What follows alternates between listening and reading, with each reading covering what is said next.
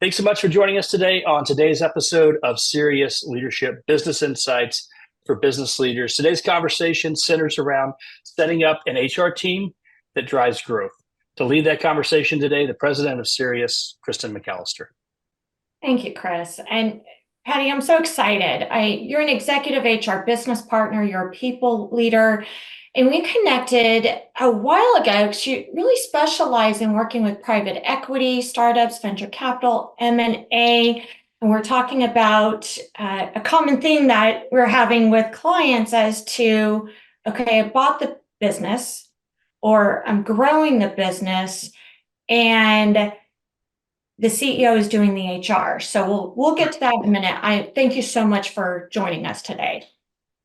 Oh, thank you, Kristen, and I'm honored to be a part of your executive series. And I'm excited to share my personal insights and provide some how about do's and don'ts. Fantastic. And there really is, you are one of the best at walking into those, as you call them, emerging organizations, entrepreneur organizations, where I've had a number of these conversations recently with business owners who either have grown it as a founder or acquired it. And the common theme is the CEO is either managing or in a number of cases is doing all of the HR functions. And we know that there's a natural progression when a company is growing or when you start doing, when you're growing a company, to go from you're doing everything to what are the next steps to me not doing everything? And we know it is always easier and less costly when we're doing that intentionally and not because the law or someone else is forcing us to, which is especially true with our people function. So when you're putting together a people organization that can scale, where do you start when you're stepping in? I think, especially for a small emerging company, nothing gets you off track for growth more than legal issues. And they can be so easily avoided, right? It's easy for me to say after the fact, but I promise you they can be. And it's funny that that I bring up legal, because when most people think of HR, it's probably payroll and benefits, talent acquisition, culture. But HR at its core is really to protect the company by mitigating risk and ensuring compliance. And just as you said, Kristen, when you're speaking to these small emerging companies, I've witnessed these companies paying out millions in non-compliance fees. It's just, imagine the additional time and effort taking away from growing your business to deal with these types of issues. And in addition to these compliance with federal regulations, boy, we're seeing a huge increase in state mandated compliance. And it's so important now to understand that with the remote work environment that we're in. And I want to give you an example. So this is fairly new within the last, I'd say, 5 years or so. Salary transparency within job descriptions. So you used to be able to throw out a job description, right? You go through the interview process, haggle at the end. Now, 6 states mandate that you have a range within your job description. And the catch is, even if you are not in one of those 6 states, if you have an applicant who applies for the role, say from the state of Colorado, you could be at risk if you don't list the salary range in your job description. So federal regulations, state regulations, and beyond compliance, states are now mandating required benefits covering family leave, long-term care. And these are all great benefits, right? I like seeing these, and they're continuing to grow in popularity and impact more states and impact more companies. But these are all things that must be adhered to, filed for, and paid out to avoid risk. So bottom line, when you say that you hear that the CEO, maybe the CFO, is taking on these HR responsibilities, the number one thing to think of is you don't want to derail your growth by having to deal with these. So, it's very important to start with an HR expert. And that leading into that, so in a discussion recently where the business was the owner was finding out about all of these, you hit on the lead, you hit on the updates and the pay transparency, what you must have on file, the updating of the handbook, and they found out it because they were getting notices about it or it was happening about it. There wasn't necessarily a proactive plan, and we can't know about everything. And you said set it up correctly to begin with. So I'm a growing emerging company. I've been playing firefighting and defensive. Wow. How do I shift? And what's your recommendation to shift from opening up my mail and knowing what notice is going to come next to I've got a plan in place for handling this or mitigating it? What does that shift look like? And how do I be ready? If there is a single takeaway today that I want to emphasize, it's how important it is to set up your HR framework correctly to begin with. Bottom line, you don't want to have to go back to correct. You don't want to get those notices. So, Kristen, I love in speaking with you. You had an analogy to building a home. So you need a blueprint before construction can begin, and you need a solid foundation to build upon. So, and to do this, you need an architect. And in our case, you need an HR expert. And please know, I'm not saying that you need to run out and hire a full-time chief HR officer, right? For a $20 million company that, are merging. There's fractional expertise. There are consultants. Heck, reach out to your network for a referral. I just implore, please just get the help that you need to set it up correctly in the first place. I know you mentioned that some of your CEOs are getting these notices, but I'll even share two of the most common that I've seen that I've had to step in and correct. The first one is the proper classification of roles. And what that means, I'm going to simplify it. You have exempt from overtime or salaried employees, and then you have non-exempt from overtime or your hourly employees. And let me tell you, the correction that I make is always from exempt salaried to non-exempt hourly. This may not only impact your budget, right? You didn't account for overtime. Now you have to account for that. But it's a lot of time and effort to correct this. So I recall spending months working with a legal team, working with senior leadership. We were reviewing job descriptions, interviewing parties on the role responsibilities. And then I had to meet with these employees who needed to be reclassified from exempt to non-exempt. I'm sure you can only imagine how that went. And when you look at that, you said you meet with them. That's one of the common things that as companies are growing, they're putting managers in place. Yes. And those managers end up spending what, 50% of their time managing the employees, keeping up with the paperwork, knowing what those laws are. What type of HR would you say infrastructure support should be in place, and how much time should a manager be spending on their subject matter expertise and helping the performance and growth of the employees versus more of the blocking and tackling and defensive? There's always that question as to, I don't need an HR, my managers are handling it. What's your recommendation? Yeah, I cringe. I cringe. Again, it goes back to legal as well. So if a manager is handling, let's say, a medical condition issue for an employee, and they're not reaching out to HR, oh, I have a great rapport with my employee. They trust me. They came to me. They shared this. Let's say 2 months down the line, that employee is not performing and it has nothing to do with their medical condition. Your manager can personally be at risk for terminating that employee. So I gave you an example. When for HR, I want my managers as little as possible. I want to protect them. I want to protect the company. And more importantly, I want them focusing on their job and their responsibility and the growth of the company. That may mean the growth of their employee, but to me, that's different than a medical condition or, hey, I need to change my W-2 exemptions, things like that.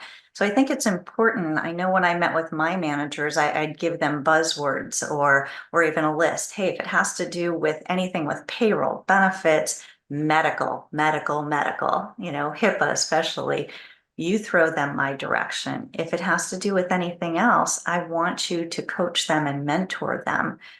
That's a great responsibility, and that's going to get you the growth and really the best return on investment from your managers. You mentioned that they're less likely to reach out to HR versus, as we've talked about, when HR is really driving growth in a company, HR is reaching out to the managers. When you're setting up a team or you're hiring your first HR individual, what kind of guidance are you giving them for how often it should be outbound? How often are they reaching out to the managers and what are they asking? So it's really a balance, right? Because you want that relationship between your new hire and your manager. That's something that we coach on. That's something that we really try to build upon. So I always say there's no harm, no foul in reaching out to HR. So we are going to be your traffic director. So if you have a question, reach out to us. That we are here for you. We are here for the people, right? We're all about the people.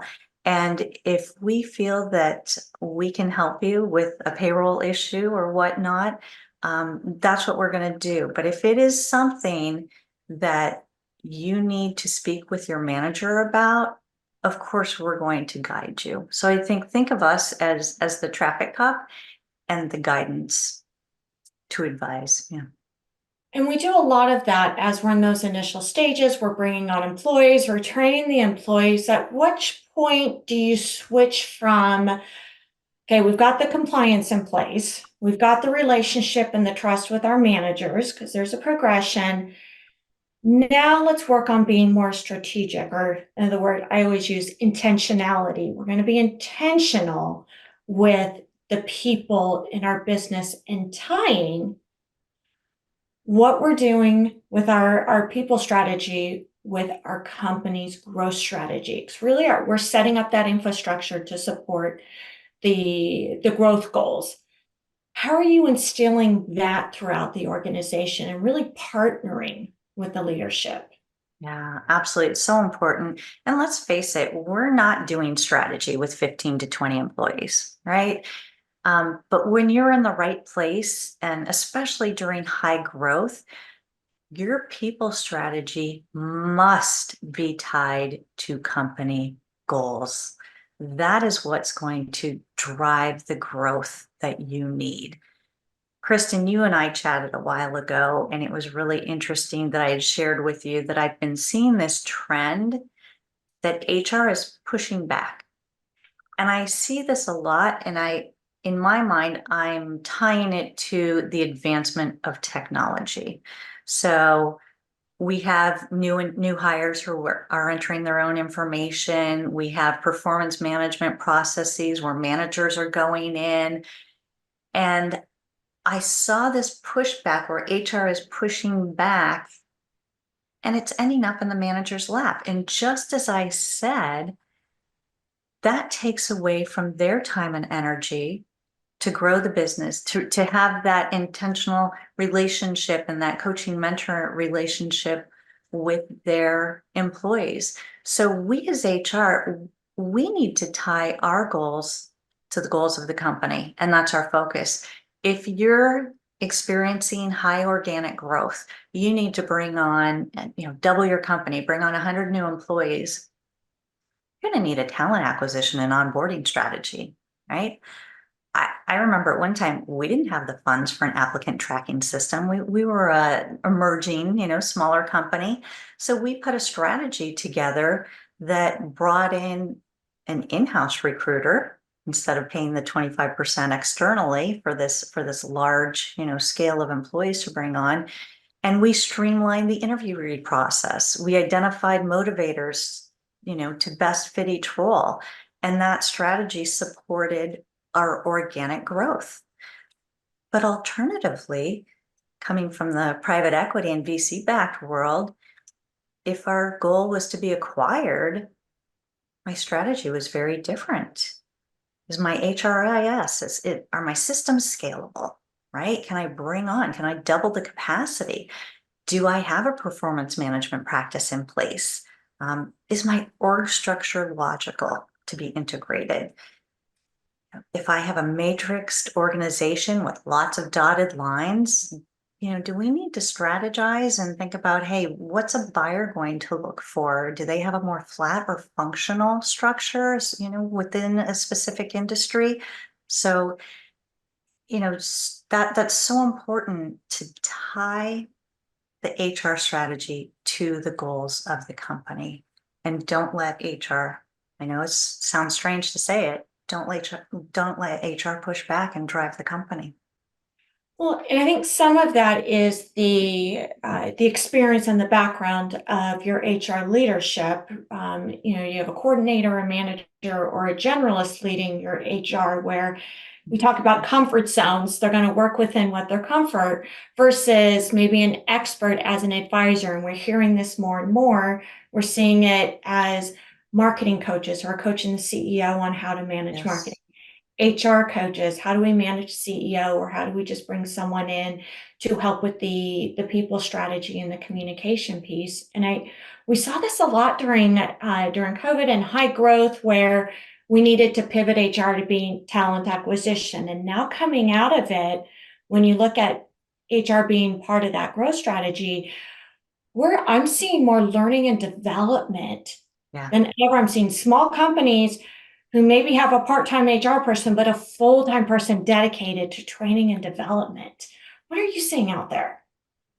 Yeah, it's so true. And I think that comes a lot from satisfaction surveys, or what are the employees looking for? So we went through a period where we could not get enough people, right, quickly enough.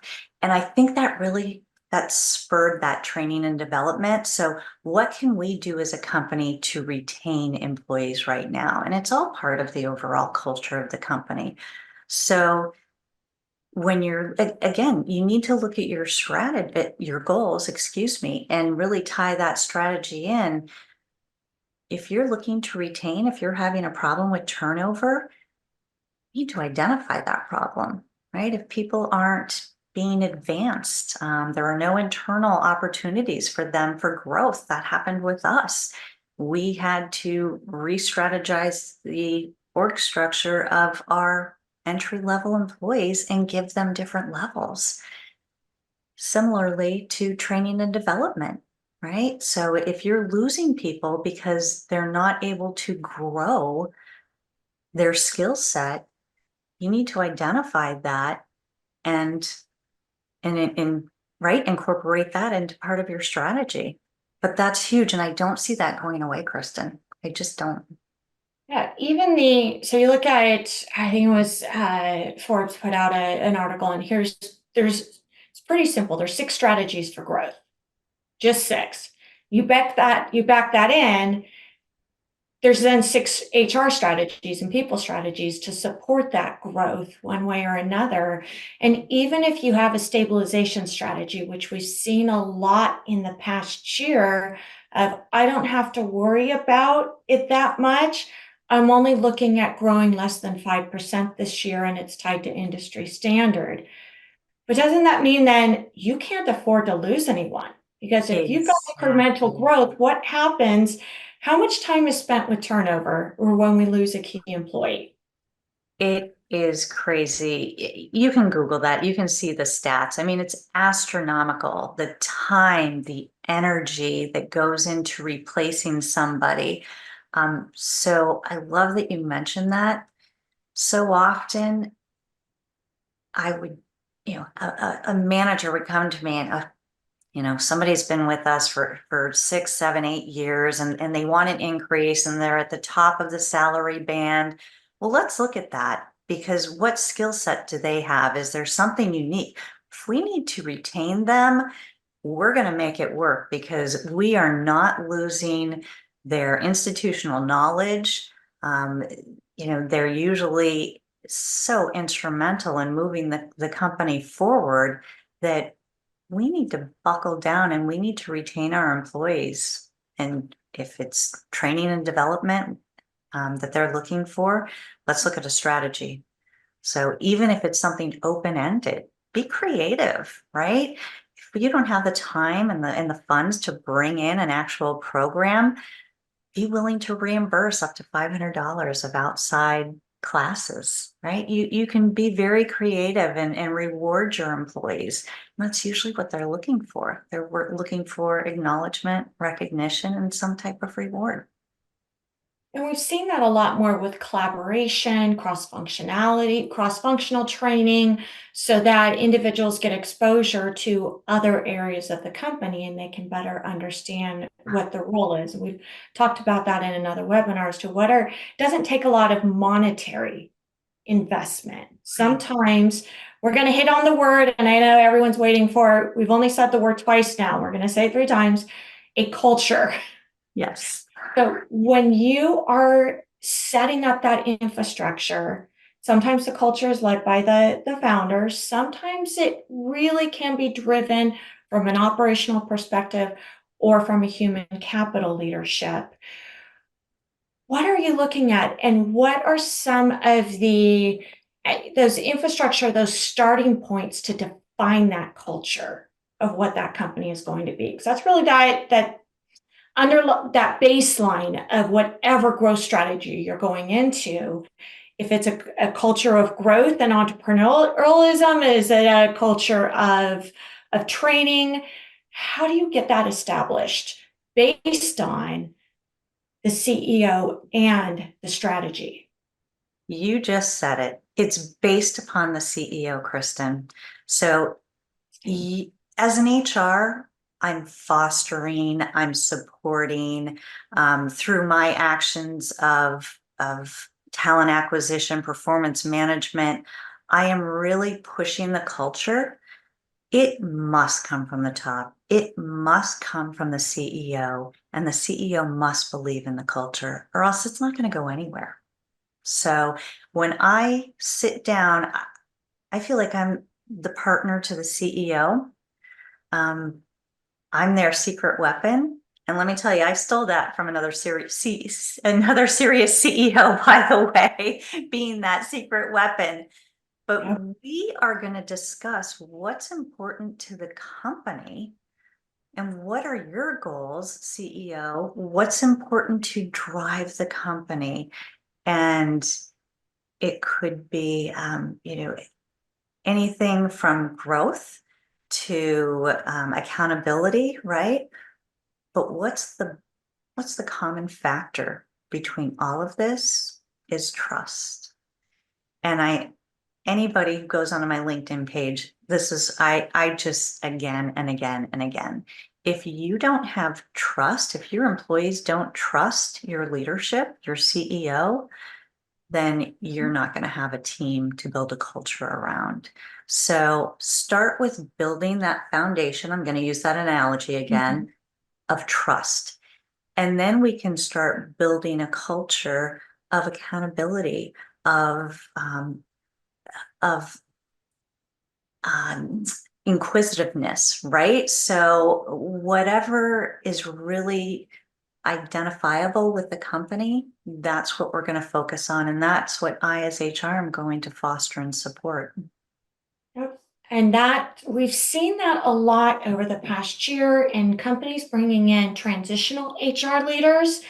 Because to build that trust, the other T word, the transparency. Yes. And that, as we're building, as we talk about setting up HR for growth, is really working with the leadership team, finding out what is going on, what is the messaging, where are we going, how are we going to get there. We talk a lot about that.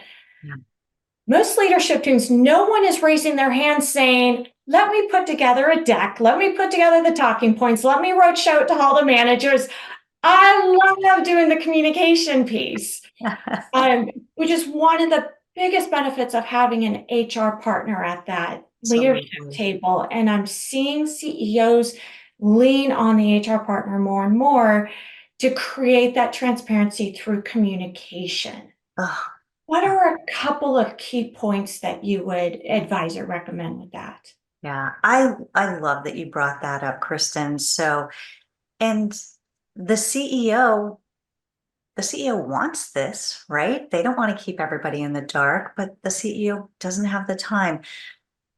Something that I have always taken the responsibility for is to draft communications. We are no longer in a place where we can expect the information to trickle down, right? 10, 20 years ago, it would start at the top.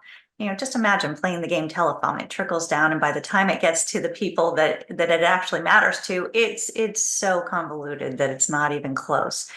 So in today's day and age where we have technology, be creative. Use your HR team, your HR leader to really partner with the CEO and to think about points that you want to communicate. Heck, nowadays there's Chat GPT. I can plug in an idea and I have an amazing, right, framework to start a communication with. So working with the CEO, hey, go ahead and email that, or let's get creative. Let's change this up a bit. Why don't you do a video and just keep it fresh? You have to make sure that the employees are clicking on it, that they're reading it. It's useless if you're putting all this time and effort into a communication and creating this strategy to not have anybody review it. And I love and an opportunity, you said they need to be able to ask questions. They've got to be able Yes, to, why are we doing this? I need to understand the why behind it. Having an absolutely. 11-year-old boy, that game of why, we are no different. We want to know, why are we being asked to do this even more so? Absolutely. And so let's circle back. I know we're just getting to the end here, but I'm sure that many on the call thought, oh, you start off with legal, really? We started off there because we know that in order to get to the fun stuff, you've got to make sure that that defensive is there. In order to get our offensive line on the field, we've got to take care of that. And there is no faster way to derail all of our time, our resources, our cash reserves than if we're simply not doing the basic blocking, tackling, and compliance. Yeah, And then you absolutely. said getting an expert in to build the framework of what does it look like, what's important, what is the growth strategy for the company. HR and our people strategy is now going to mirror that growth strategy. So what we're seeing more and more is HR as a partner kind of forcing that, what is the strategy? Because we don't always have a strategy. We just go into our strategy is grow. That's the strategy. All right, how are we going to grow? And asking these really important questions so that everyone else in the organization knows what they should be doing, from the leadership team down to their teams, and we're building that out.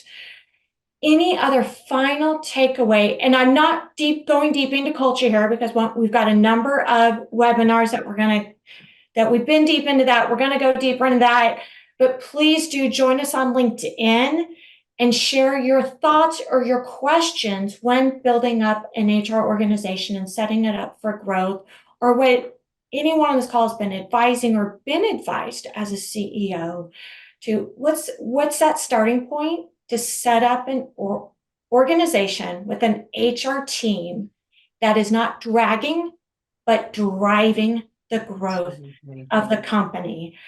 Patty, what's your number one takeaway advice? And I'll give you two. I know everyone's on the spot. One, are you kidding me? What's one of your biggest takeaways when you're sitting down with the CEO and you're advising them, especially when private equity held, venture capital held, they've got a board to answer to? Absolutely. Absolutely. What's that I- way that you're yeah. giving them? I'm going to reiterate, set it up correctly to begin with. I just can't stress that enough. And I know sometimes it's easier said than done, but reach out to an expert. They're out there. Contact me, right? You need to have it set up properly. The second, I'm going to say mentality. So, especially in a high growth environment, mentality matters. And I say this to my team all the time. We need people who are flexible, who, can see the gray, who can balance what needs to be done today with setting up the future for success. And I know we're short on time, but I just want to give one quick example of that. I remember we had this huge initiative and we were redoing our performance management system, and it was so time consuming and weeks already into it. And all of a sudden we received notification that we have a new client. Well, guess what? That priority is now on the back burner. And to have a team that's able to pivot, to be able to drive the recruiting, the onboarding, the training for a new team of 10 to support this client, right? Having that mentality is huge. So especially when you're in a growth phase, because it's not black and white and things change on a dime. I absolutely love that because you're so excited. You got the new client. You need to bring on board 10 people. And the last thing you want to do is call the people responsible for that in HR. And you hear groans. Yes. We want to hear excitement about that. Exactly. And they've got the processes in place. They're ready for it because they knew that we were on a client acquisition spree, which is why we're putting the HRIS. It's the storyline, it's the messaging and the transparency of that. They're Absolutely. expecting that phone call. So we drop that and that adaptability to switch over. Love Absolutely. it. Thank you so much, Patty. And I know that we've got Mhm. individuals, I see owners, CEOs, executives who have been through those trenches. They've been there at the starting point. Would love to join us on LinkedIn. Ask Patty any recommendations or suggestions, as well as sharing your own experiences when setting it up right at the beginning. It takes a village to grow a company, and it takes great leadership. And we've got that in spades. So Patty, until our next conversation, which is probably only a couple days from now, because we can't get enough. Thank you. Thank you so much for joining us on Cerius Leadership today. Let's go lead. Thank you. Thanks, everyone.